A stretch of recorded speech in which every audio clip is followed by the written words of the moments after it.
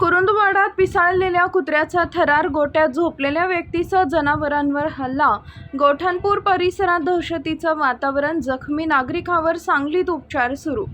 येथील गोठणपूर परिसरात पिसाळलेल्या कुत्र्याने एका नागरिकासह जनावरांवर हल्ला करून त्यांना गंभीर जखमी केले. आनंदा किसप्पा प्रधाने असं जखमीचं नाव असून त्यांच्यावर सांगली येथील रुग्णालयात उपचार सुरू आहेत. या घटनेमुळे परिसरात दहशतीचं वातावरण असून पालिकेनं मोकाट कुत्र्यांचा बंदोबस्त करावा अशी मागणी नागरिक करत आहेत.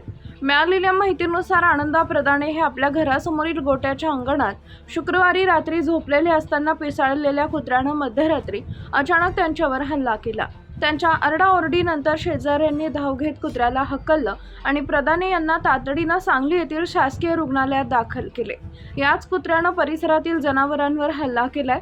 गोठणपूर हा भाग पशुपालनासाठी ओळखला जातो. इथं मोठ्या प्रमाणात शेळ्या, मेंढ्या व इतर पशुधन आहे. गेल्या काही दिवसांपासून परिसरात मोकाट कुत्र्यांचा वावर वाढला असून आता थेट मानवी वस्तीवर हल्ले सुरू झाल्यानं पशुपालक आणि नागरिक भयभीत झाले. चोरीच्या धास्तीनं अनेक मालक गोठ्यातच मुक्कामाला असतात. मात्र आता कुत्र्यांच्या हल्ल्यामुळे त्यांच्या सुरक्षिततेचा प्रश्न निर्माण झालाय. पालिका प्रशासनानं याकडे गांभीर्यानं लक्ष देऊन तातडीनं उपाययोजना करावी अशी मागणी जोर धरते. आमच्या प्रतिनिधींसह पाहत रहा CK24 न्यूज.